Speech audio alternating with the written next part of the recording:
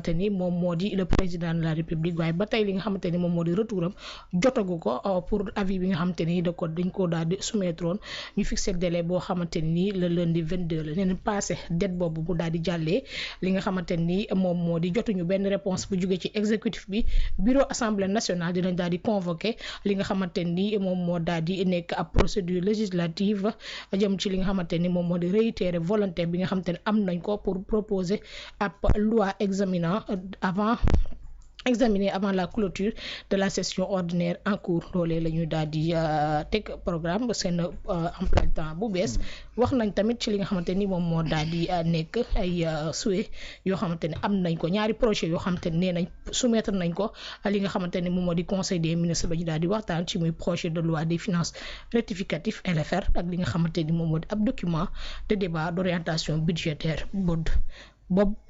boo xamante ne nii nee nañ teg nañ ko en place waxtaanee nañ ko plénière waxtaanee nañ ko conseil des ministres dinañ ko yóbbu fi nga xamante ne moom moo di assemblée nationale loolu mooy seen programme bu bees bi laaj rawaan. waaw effectivement bureau assemblée nationale je crois que assemblée bi moom bu ko Ousmane teewee comme ni mu teewee woon primature tu vas voir que effectivement ça va bosser.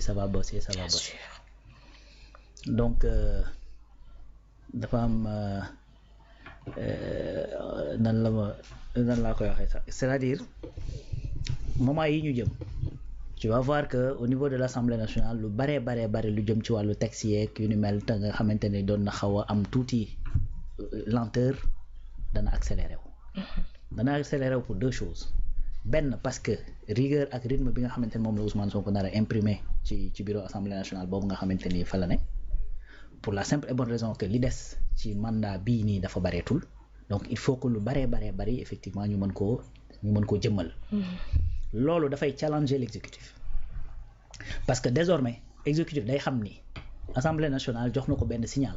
comme quoi que ne boo yéexee tuuti ñu defal yëf yi suñu bopp. de ce fait exécutif aussi du bëgg a toog yàccaaral yaafus moom it day jóg jéem a yëkkati yëf yi moo tax ma doon wax bërki dem di naan loolu tax kujje baax. tu vois. kujje bu am niveau. très bien c'est-à-dire bu kenn ki amee niveau rek day xëcc ki ci des. loolu moom bul sonn fu mu toll nii l'exécutif président ci boppam mi ngi doon wax ne danañ accélérer li jëm dem ñu ngi koy waxtaanee fii li jëm ci wàllu yenn loi yi ñu war a yóbbu à l'Assemblée nationale et cetera gis nga un décret présidentiel. boo xamante ne dafa war a organiser peut-être benn service wala yu demee noonu maanaam circuit bi pour que ñu mën ko mettre en place rek mën naa jël presque 1 an wala plus moo tax des fois dañuy voter une loi gars yi naan décret d'application nga gis décret d'application bi di jël ay temps di yàgg léegi le fait que assemblée nationale ñëw taxawaay bii président de la république bëgg aussi am ay ambition politique. du bëgg assemblée yóbbul ko moo tax assemblée da koy challenger mais xam nga lan moo graaw ci yëf yi et qui est très défavorable bu ma ko mënee waxee noonu politiquement en tout cas pour le président de la république mooy président c'est-à-dire assemblée actuellement ak Ousmane Sonko ci boppam c'est-à-dire dañ ko wër ndombo politiquement. tibb ay tàggam boole ci tu vois c'est-à-dire pourquoi may wax loolu mooy président de la république bu ko assemblée arrangé wul ba mu ne da koy tas su ko tasee bu demaatee ça va être pire pour lui. su ko bàyyee noonu dana liggéey par force parce que ña nga xamante ni ñoom lay jàkkaarloo waat bis bu ko tasee ñoo fa nekk ba tey. li nga wax bi assemblée nationale mën na koo sas rythme boo xamante ni du tal sax politique mën na ko teg rythme boo xamante ni du tal sax politique te rythme boo xamante ni lu légal lay doon. ci ay wàllu yoon ci loo xamante dañ ko war a kii ci contrôle li nga xamante ni noonu la gouvernement bi di doxee ci contrôle li nga xamante ni moom mooy les politiques publiques li nga wax bi mais également lépp loo xamante ni da ko war a def ci wàllu loi bu ci yéexee tuuti ñu defal ko seen bopp. parce que lii assemblée mën def ci ay loi te du jaar ci président de la république moo ëpp foofu daanaka sax amul foo xamante ni mën voilà à part les lois constitutionnelles yi nga xamante ni faaw ñu jaar pour requérir son avis te même loolu sax c'est-à-dire il y a des mécanismes yoo xamante ni du ko mën a permettre moom mu bloquer ko. totalement parce que buñ ko soumettre obligatoirement il faut que mu choisir ndax day ñëwaat à l'assemblée bu ñëwaatee à l'assemblée gars yi ñoo fa ëpp bu ci defee loo xamante ne ñooñu du noonu lañ ko gisee dañ koy amender bu choisir dem ci li nga xamante ne moom mooy référendum mais politiquement ñettee assemblée nationale aujourd'hui ñoo majoritaire politiquement ci réew mi. bien sûr. kon fan lay jaar fan c'est-à-dire y a pas d'issue. issue bi nag mooy xam nga lan fexe noo liggéeyee ak Ousmane Sonko dans la sérénité da nga wax bi en faisant quoi mooy tout simplement la nga bindoon ci document boobu ñu tuddee woon le projet te mu doon li nga xamante ne moo doon sa programme campagne électorale nga xool ci point par point benn bu ci nekk ca àpp ba nga ko waxoon buñ ci yegsee nga jéem koo jëmmal loolu kese la. te xam ni boo ci jóg ne doo ko jëmmal c'est-à-dire am na cependant am na beneen levier boo xamante ne am na beneen pouvoir boo xamante ne mi ngi fi nekk te dina dox ci jëmmal loolu tu vois. léegi nag loolu moo feeñ ci calendrier bii ñuy wax nga xamante ni déjà danañu wéy di dugal ay yeneen proposition de loi kii di Guy Marius Sagna mi ngi doon liggéey ci par exemple jëm ci wàllu na ma koy tuddati les fonds politiques. réforme yi nga xamante ne moom mooy réforme yi jëm ci wàllu constitution président de la république moo jëloon ay initiative pour changer la loi constitutionnelle pour changer la constitution mu jël ko jox ko conseil constitutionnel def ko ci ay observation ci diggante bi ka nga xamante ni moo doon son ministre conseiller bi nga xam ne moo rédigé loolu yëpp sax dafa mujjee démissionner parce que tout simplement mënut a comprendre moom nee na le fait que ñi nga xamante ñoo dem dagaan baatu askan ba ñu jox leen majorité ñooñu duñ gouverne le professeur Alpha Ndiaye dafa démissionné ci diggante li nga xamante ni moom la parlement bi def mooy récupérer loolu boole ci li nga xamante ni moom la ñu jàpp ne war nañ ko indi ay coppite ci biir constitution bi indi observation yi nga xamante ni conseil constitutionnel waxoon na ko dugal ko ci. D'aucuns vont dire non c'est pas élégant de toute façon mënoon nañu bàyyi président mu doxal et cetera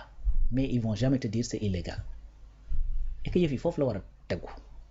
À un certain moment élégance c'est bon c'est très bien mais su fekkee élégance dafa nar a nekk gàllankoor ci li nga xamante ne mooy l'avancée rapide bi nga xamante ne war nañ ko def ci yenn yi c'est-à-dire il faut nga jël ko mettre ko de côté et que nga jël la légalité teg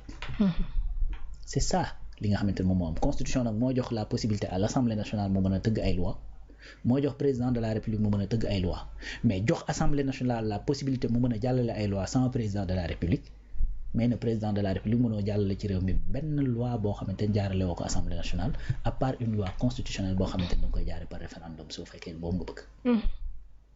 te actuellement jàpp naa ni président de la république xalaat fi organiser ay référendum ak yu ni mel vu effectivement situation économique bi nga xamante ne nekk na ci réew mi ce sera tout simplement loo xamante ni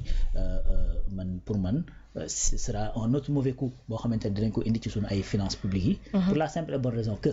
président de la république bi nga xamante ne mi ngi tas assemblée nationale ba le passé bi ñu waree def le bulletin unique président ci boppam moo proposé woon à travers ses services ak ministère bi pour ñu def bulletin unique loolu da ko ñaxtu ci opposition bi plusieurs fois en disant que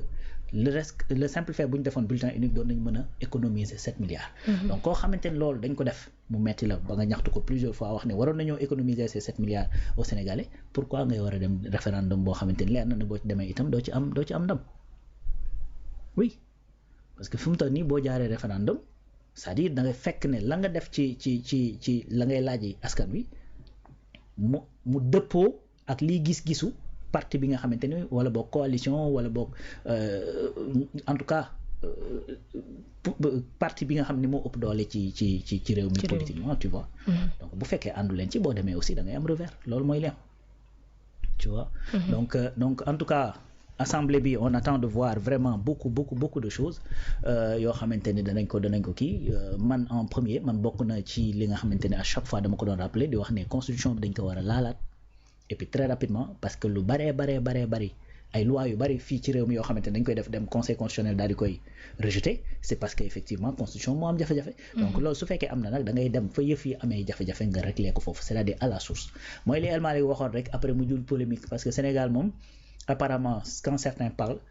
c'est quasiment à chaque fois il faut que am ñoo xamante dañ ciy gis polémique mooy bi muy wax ne bu ñu rëddee ñu effacer ñu rëddaat ñu effacer dañuy effacer ka doon effacer balaa ñuy rëddaat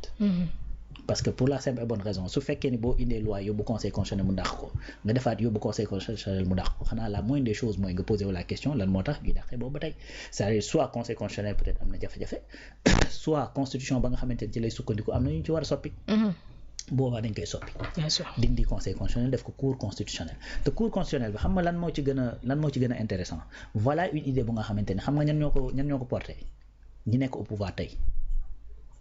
te loi war a tegu ci seen kaw ci lu bari